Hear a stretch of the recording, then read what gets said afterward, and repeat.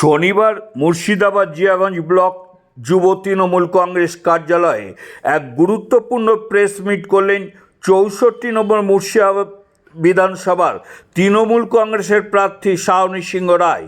আসন্ন বিধানসভা নির্বাচনকে সামনে রেখে এদিন তিনি বিশেষভাবে গুরুত্ব দেন এসআইআরে বিচারাধীন ভোটার এবং ডিলিটেড ভোটারদের বিষয়টি নিয়ে।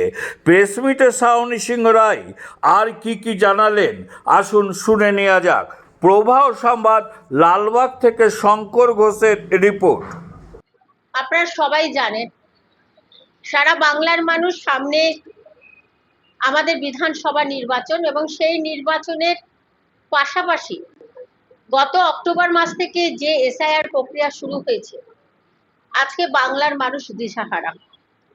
আমার ৬৪ নম্বর মুর্শিদাবাদ বিধানসভায় যে বিধানসভায় যখন প্রথম আমাদের ভোটার লিস্ট বেরোলো, তাতে আমরা দেখলাম অ্যাডজুডিকেশনের সংখ্যা হচ্ছে ২১,১৫০ এবং ডিলিটেডের সংখ্যা ছিল ৪,১৮০ এবং সেই সময় সারা মানুষের মধ্যে একটা বিভ্রান্তের সৃষ্টি হয়েছে। আমাদের তেঁতুলিয়া অঞ্চলে একজন মানুষ মারাও গেছেন এই আতঙ্কে, তার পরিবারে ১০ জন মানুষের নাম ডিলিটেডে এসেছে বলে। আবার গতকাল থেকে আমরা নেক্সট যে ভোটার লিস্ট আসলো সেটা আমরা দেখতে পাচ্ছি এবং তাতে দেখা যাচ্ছে যে ২১,১৫০ অ্যাডজুডিকেশন কেস ছিল, তার থেকে প্রায় 70% বাদ চলে গেছে। এখানে আমার পূর্ত কর্মাধ্যক্ষ রয়েছেন যার সমস্ত কাগজ ঠিক আছে, আবু তালেব ওর নাম। আমার দলনেতা প্রসাদপুর অঞ্চল এখানে উপস্থিত আছে, আমার কাপাসডাঙ্গা অঞ্চলের মণি আছে, এখানে আমাদের মেম্বার আছে। এরকম বিভিন্ন মেম্বার, বিভিন্ন পঞ্চায়েত সমিতি, জেলা পরিষদের সদস্য, যাদের নাম সমস্ত পেপার থাকার পর তাদেরকে আজকে যে নতুন লিস্ট বেরোলো সেই লিস্টে দেখা যাচ্ছে তাদের নাম ডিলিটেডে চলে গেছে। এইভাবে ধরে ধরে কেবলমাত্র আগামী দিন পশ্চিম বাংলায় বিধানসভায় বিজেপি মসনদে বসবে বলে তারা প্রতিটা বুথে ধরে ধরে আমাদের কর্মী, আমাদের যারা নেতৃত্ব আছে, যারা তৃণমূলের ভোটার আছে, তাদের নাম বসে বসে এখানে বাদ দেওয়া হচ্ছে। এই যে ঘৃণ চক্রান্ত শুরু হয়েছে, যার ফলে আজকে ৬৪ নম্বর মুর্শিদাবাদে 70% ভোট আজকে প্রায় বাদ হয়ে গেল, মানে ডিলিটেডের তালিকা চলে গেল। ট্রাইব্যুনালের যে ব্যাপার এখনো নোটিফিকেশন জারি হয়নি, মানুষ বিভ্রান্ত হয়ে যাচ্ছে, মানুষ বলছে আমরা কোথায় অ্যাপ্লাই করব। কিন্তু আমার বক্তব্য এই জায়গায়, তাহলে কি ভারতবর্ষের গণতন্ত্র থেমে গেল? ভারতবর্ষে আজকে যেভাবে কেবলমাত্র সাধারণ মানুষকে রাজনীতির শিকার করা হচ্ছে, সাধারণ মানুষকে নিয়ে যেভাবে খেলা করে আজকে কেবলমাত্র বিজেপির বিধায়ক তৈরি করার জন্য যে খেলা তৈরি হচ্ছে, তার জন্য আমি সর্বস্তরের মানুষকে আমি সজাগ করছি। আমরা সর্বত্রভাবে আমাদের ডেস্ক খুলছি, হেল্প ডেস্ক খুলছি, ব্লকে থাকবে, প্রত্যেকটা অঞ্চলে থাকবে, পৌরসভায় থাকবে, আমাদের পিআরএস যারা আছে, আমাদের টিআরএস যারা আছে, আমাদের বিএলএ টুরা বাড়ি বাড়ি যাবে। আপনারা তাদের কাছে কাগজপত্র জমা নিন, আমরা চেষ্টা করব আমাদের পক্ষ থেকে যতটা পারবো সহযোগিতা করার। জানি না ফাইনাল কি হবে, কারণ সম্পূর্ণটা ইলেকশন কমিশনের হাতে।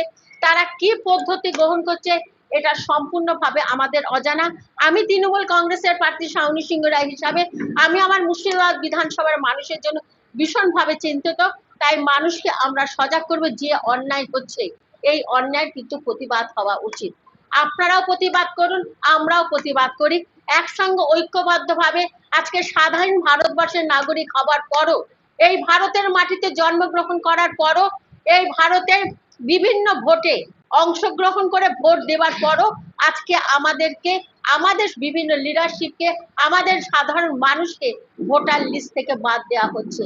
এটা হচ্ছে গুরুতর অন্যায়। এই অন্যায়ের প্রতিবাদ জানাচ্ছি এবং মানুষকে সজাগ হওয়ার জন্য আমরা বার্তা দিচ্ছি।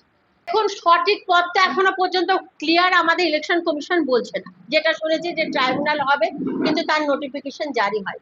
আমরা হেল্প ডেস্ক করে মানুষের কাগজপত্র রেডি করব, কারণ আমাদের গ্রামীণ এলাকার মানুষ তারা অত বেশি সচেতন নয়, যাতে ট্রাইব্যুনালে পেয়ার করে করতে পারে। তার জন্য যতটুকু হেল্প করার আমরা নিশ্চয়ই করব। তবে মানুষ দেখছে, মানুষের বিচার করবে, এইটুকু আমরা বিশ্বাস জানি যে একদিন মানুষেরই জয় হবে এবং সেই জয়ের আমরা সফলতার হাসি আসবো। মানুষের পাশে আমরা আছি এবং আগামী দিনেও থাকবো। এখনো পর্যন্ত প্রায় কতজন ডিলিটেড লিস্টে রয়েছে? দেখুন ফাইনাল এখনো পাইনি, যেটুকু জানা আছে বিভিন্ন অঞ্চল থেকে আসছে। এবং কাপাসডাঙ্গা, আমার ব্লকের সভাপতি গোলাম আকবরী, তার বাড়ি হচ্ছে কাপাসডাঙ্গা।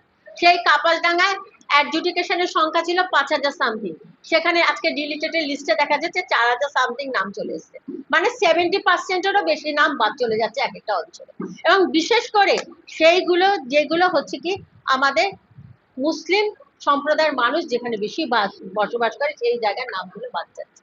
এবং সেই সঙ্গে সঙ্গে বহু হিন্দু মানুষেরও নাম বাদ যাচ্ছে, তারাও দিশাহারা হয়ে পড়ছে, তারাও আমাদেরকে জানাচ্ছে।